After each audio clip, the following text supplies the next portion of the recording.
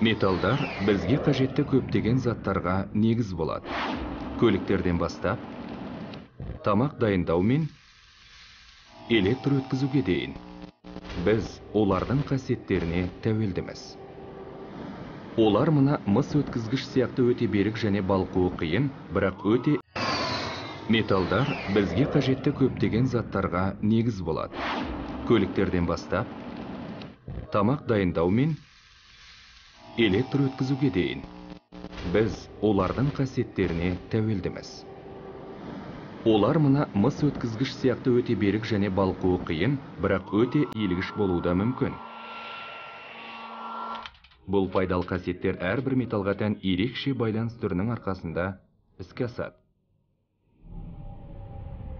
Бір элементтің металл атомдары бірігіп, үлкен кристалл тор құрады.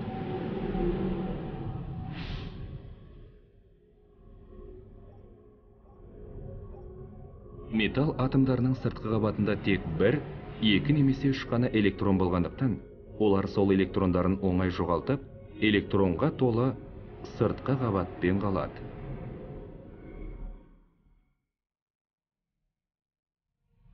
Электрондар саны протондарға қарағанда азайғандықтан, металл атомдары электр зарядын тасиды. Сөйтіп олар оң металл иондарына айналады.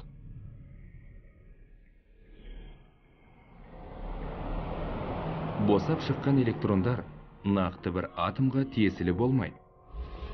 Біз оларды делокализацияланған дейміз. Олар теріс электр зарядтарының ағыны ретінде металл иондарының торлар арасынан еркін өтеді. Теріс электрондар ағыны мен оң зарядталған металл иондарының арасындағы күшті тартылыс құрылымды біріктіріп ұстайды. Металдық байланыс дегеніміз осы. Электрондардың толық теріс зарядымен металл иондарының металл арқылы электр зарядымен жылу тасымалдап, металдың электрмен жылу өткізгіштігін жақсартады. Металл иондары қабаттарының өзара сырғиялуы металдың сынбай-ақ әртүрлі пішін қабылдауына мүмкіндік береді. Бұл иілгіштік. Еркін электрондар жарықпен әрекеттесіп, металды жылтыр етеді. Сол арқылы металл тартымды әрі пайдалы бола алады.